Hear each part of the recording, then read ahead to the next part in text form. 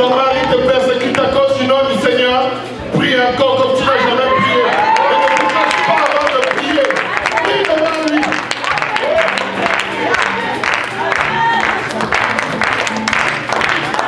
Les superviseurs te persécutent au travail à cause du nom du Seigneur. Parle la langue devant eux. Ils te questionnent sur ta foi. Prêche-leur l'évangile et laisse-toi parler. Alors laisse-toi aller dans le Seigneur.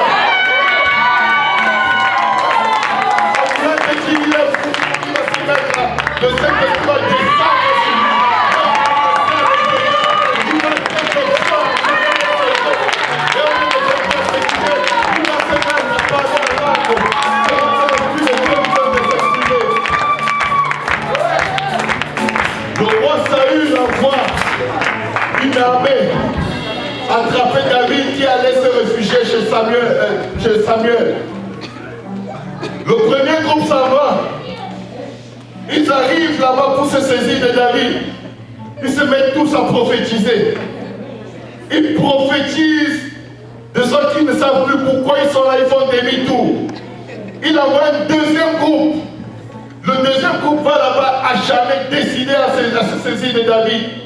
Et les voilà qui se mettent aussi à prophétiser. Après avoir envoyé plusieurs groupes, il décide d'aller lui-même. Parce qu'il sait que de toute façon, lui, il est possédé, il est méchant, donc il va faire la méchanceté.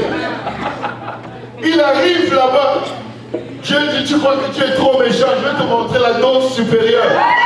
Il se met à prophétiser jusqu'à se déshabiller. Peut-être que Dieu n'est pas puissant, mais mon Dieu est puissant. Il est trop fort, mon Dieu est trop.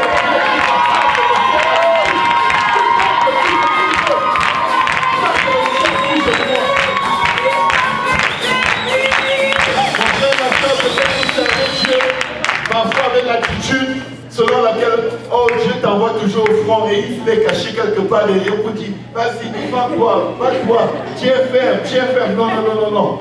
Quand il y a combat, mon Dieu va être devant. Je suis derrière.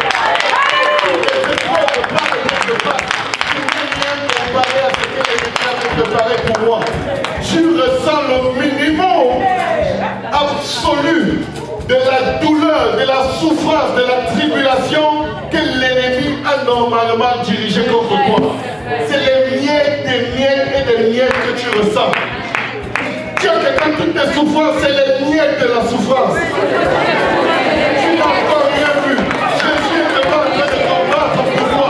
C'est pourquoi il est écrit qu'il est ton bouclier, il est ta forteresse. Quand les choses te touchent, le bouclier est déjà là.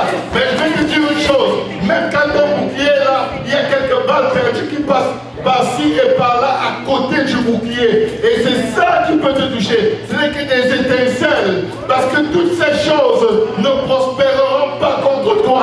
Aucune arme forgée contre toi ne prospérera. Il est ton bouclier, il est ta forteresse, il est le Dieu à qui tu te confies. Le nom de l'Éternel est toujours forte. Le Christ se réfugie à elle et il est sauvé. C'est que tu ne sens rien à côté de ce que l'ennemi est en train de faire. Dieu va te permettre de ressentir ce très peu pour que tu saches combien il combat pour toi. Tu n'es même pas conscient de la hauteur, de la profondeur, du désir du diable de te voir croupir en enfer, dans les pleurs et les grincements des dents. Tu ne peux pas être conscient de tout l'orchestre démoniaque qu'il y a contre une seule âme, contre ton âme. Tu as un petit truc, tu ne viens pas à l'église, tu n'as rien compris. Tu n'as rien. Je ne suis pas en train de minimiser la douleur de quelqu'un. Mais tu sais, si tu exaltes ta douleur, elle va être grande. Mais elle ne sera qu'un mensonge. Parce que Dieu dit un seul mot, c'est fini, le problème est réglé.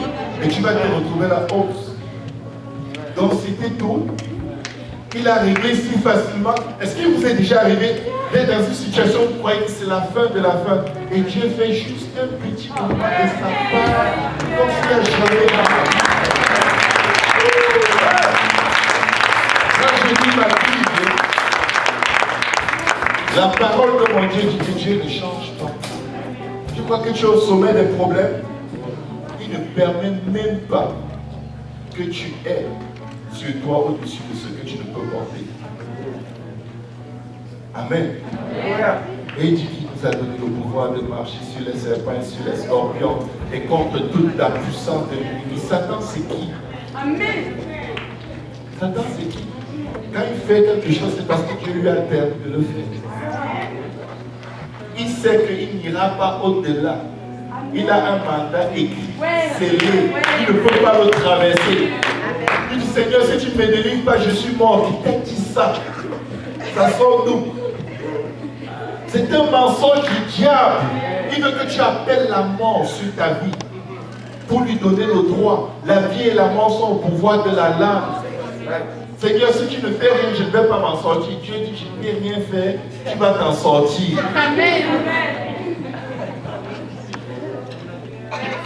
Est-ce qu'on peut acclamer le Seigneur? C'est notre Dieu.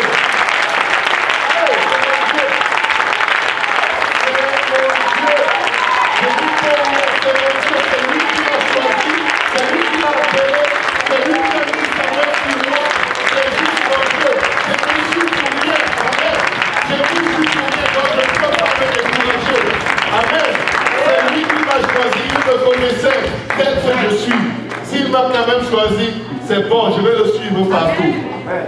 Alléluia. Pouvons-nous essayer de nous asseoir dans la présence du Seigneur. Gloire à Dieu.